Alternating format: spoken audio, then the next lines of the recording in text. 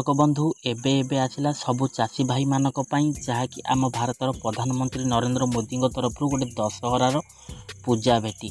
ତ ଏହି ପୂଜା ଭେଟିରେ ଯାହାକି ଚାଷୀମାନଙ୍କୁ କ'ଣ କେତେ ଟଙ୍କା ମିଳୁଛି, ୟାର ସମ୍ପୂର୍ଣ୍ଣ ଡିଟେଲ୍ସ ଇନଫର୍ମେସନ୍ ମୁଁ ଆଜି ଆପଣମାନଙ୍କୁ ଏହି ଭିଡ଼ିଓରେ ଦେଇଦେବି। ତ ତା ପୂର୍ବରୁ ଆପଣମାନଙ୍କୁ ଅନୁରୋଧ, ଯଦି ଏବେ ହିଁ ପ୍ରଥମ ଥର ପାଇଁ ଭିଡ଼ିଓକୁ ଦେଖୁଛନ୍ତି ତାହେଲେ ଭିଡ଼ିଓକୁ ଗୋଟେ ଲାଇକ୍ କରିଦିଅନ୍ତୁ, ଆଉ ତା ସଙ୍ଗେ ସଙ୍ଗେ ମନୁଆ ନନା ମନିଲାଡ଼ି ଚ୍ୟାନେଲକୁ ଏବେ ହିଁ ସବସ୍କ୍ରାଇବ୍ କରି ପାଖରେ ଆସିଥିବା ଘଣ୍ଟି ବଟନ୍ ଅଲ୍ ଦବାଇ ନିଅନ୍ତୁ। ତ ହ୍ୟାଲୋ ଫ୍ରେଣ୍ଡସ୍, ନମସ୍କାର, ଜୟ ଜଗନ୍ନାଥ। ମୁଁ ମନୁଆ ଆପଣମାନଙ୍କୁ ସ୍ୱାଗତ କରୁଛି ଆଜିର ଆଉ ଏକ ନୂଆ ଦମଦାର ଭିଡ଼ିଓରେ। ଦର୍ଶକ ବନ୍ଧୁ, ଯାହାକି ଆପଣମାନେ ଦେଖିପାରୁଥିବେ, ଦଶହରାରେ ଚାଷୀକୁ ଦେଉଛନ୍ତି ସରକାର ପୂଜା ଭେଟି, ଯାହାକି ଆମ ଭାରତର ପ୍ରଧାନମନ୍ତ୍ରୀ ନରେନ୍ଦ୍ର ମୋଦି। ତ ଚାଷୀ ଭାଇମାନଙ୍କ ପାଇଁ ପୂଜା ଭେଟି ଖାତାକୁ ଗଲା PM କିଷାନ ଯୋଜନାର 18ତମ କିସ୍ତି ଟଙ୍କା, ଯାହାକି ମୁମ୍ବାଇ ୱାସିମରୁ ଟଙ୍କା ପଠାଇଲେ ପ୍ରଧାନମନ୍ତ୍ରୀ ନରେନ୍ଦ୍ର ମୋଦି, ଯାହାକି 9,40,00,000 ହିତାଧିକାରୀ ମାନେ ହେବେ ଚାଷୀ ଏହି PM କିଷାନ ଯୋଜନାରେ 18ତମ କିସ୍ତିର ଉପକୃତ, ଯାହାକି ଚାଷୀଙ୍କୁ ପୂଜା ଭେଟି ଦେଇଛନ୍ତି ଆମ ପ୍ରଧାନମନ୍ତ୍ରୀ ନରେନ୍ଦ୍ର ମୋଦି।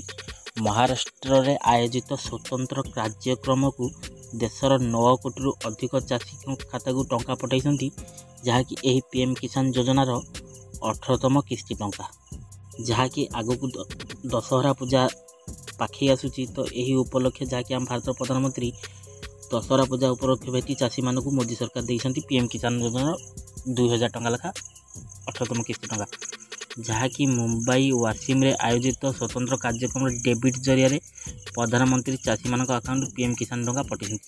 ଏଥିରେ ପ୍ରାୟ ଦେଶର 9,40,00,000 ଚାଷୀଙ୍କ ଆକାଉଣ୍ଟକୁ ପ୍ରାୟ 2,000 ଟଙ୍କା ଲେଖା ପଠାଇଛନ୍ତି ଆମ ଭାରତର ପ୍ରଧାନମନ୍ତ୍ରୀ ନରେନ୍ଦ୍ର ମୋଦି, ଯାହାକି ଚାଷୀଙ୍କ କାମରେ ସହାୟକ ହେବ ଏହି ଟଙ୍କା ପୂଜା ଭେଟି ଦଶହରା ପାଇଁ।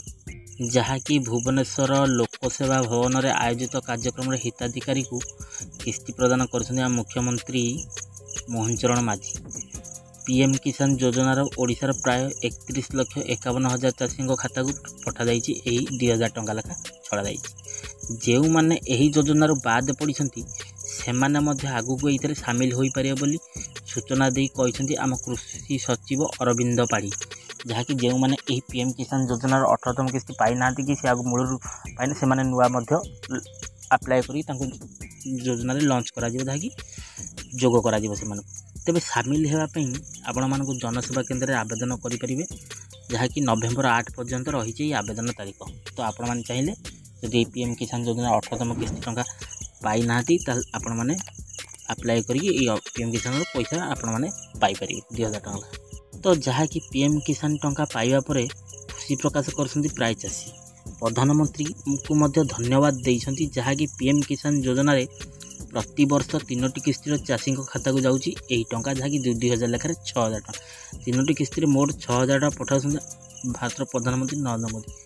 ଜୁନ୍ 18ରେ ମିଳିଥିଲା 17ତମ କିସ୍ତି ଟଙ୍କା, ଆଉ ତା ସହିତ ଯାହାକି ଆଜି ଅକ୍ଟୋବର 5 ତାରିଖରେ ଏହି PM କିଷାନ ଯୋଜନାର 18ତମ କିସ୍ତି ଟଙ୍କା 2,000 ଟଙ୍କା ମିଳିସାରିଛି। ଦର୍ଶକ ବନ୍ଧୁ, ଆଜିର ଏହି ଦଶହରା ପୂଜା ଭେଟି ଯାହାକି ଚାଷୀଙ୍କୁ ମୋଦି ସରକାରଙ୍କ ବଡ଼ ଭେଟି ଦଶହରା ପୂଜାରେ, ଯଦି ଭିଡ଼ିଓଟି ଭଲ ଲାଗିଛି ଏବେ ହିଁ ଭିଡ଼ିଓ ଗୋଟେ ଲାଇକ୍ କରିଦିଅନ୍ତୁ, ଆଉ ତା ସଙ୍ଗେ ସଙ୍ଗେ ମନୁଆ ନନା ମନିଲାଡ଼ି ଚ୍ୟାନେଲକୁ ଏବେ ହିଁ ସବସ୍କ୍ରାଇବ୍ କରି ପାଖରେ ଆସିଥିବା ଘଣ୍ଟି ବଟନ୍ ଅଲ୍ ଦବାଇ ନିଅନ୍ତୁ। ଭିଡ଼ିଓଟାକୁ ସାଙ୍ଗମାନଙ୍କ ସହିତ ବହୁ ମାତ୍ରାରେ ସେୟାର କରନ୍ତୁ, ଯାହାକି ସେମାନଙ୍କ ବାପାମାନେ ହଉ କି ସେମାନେ ଯଦି ଘରେ କିଏ PM କିଷାନ ଟଙ୍କା ପାଉଛନ୍ତି ସେମାନେ ଏ ଭିଡ଼ିଓ ବିଷୟରେ ଜାଣିପାରିବେ। ଆଉ ଏ ନେଇ ଆପଣଙ୍କର ମତାମତ କ'ଣ ମୋର କମେଣ୍ଟ ବକ୍ସରେ କମେଣ୍ଟ କରିବେ, ଯାହାକି ଆପଣମାନେ PM କିଷାନ ଟଙ୍କା ପାଇଛନ୍ତି କି ନାହିଁ ଆଉ କହୁଛନ୍ତି ସେ ଡିଷ୍ଟ୍ର ନାଁ ମଧ୍ୟ ଲେଖିବେ। ତ ଦର୍ଶକ ବନ୍ଧୁ, ଭିଡ଼ିଓଟାକୁ ସାଙ୍ଗମାନଙ୍କ ସହିତ ବହୁ ମାତ୍ରାରେ ସେୟାର କରନ୍ତୁ। ତ ଆଜି ପାଇଁ ଭିଡ଼ିଓଟାକୁ ଏଇଠି ରଖୁଛି, ଆଶା କରୁଛି ଭିଡ଼ିଓଟା ଫୁଲଫିଲ୍ ହେଇଥିବ। ପୁଣି ଦେଖା ହେବା ନେକ୍ସଟ ଏପିସୋଡ଼ରେ। ସେ ପର୍ଯ୍ୟନ୍ତ ମୋତେ ବିଦାୟ ଦିଅନ୍ତୁ, ରହୁଛି, ନମସ୍କାର, ଟେକ୍ କେୟାର, ବାଏ ବାଏ, ଜୟ ଜଗନ୍ନାଥ।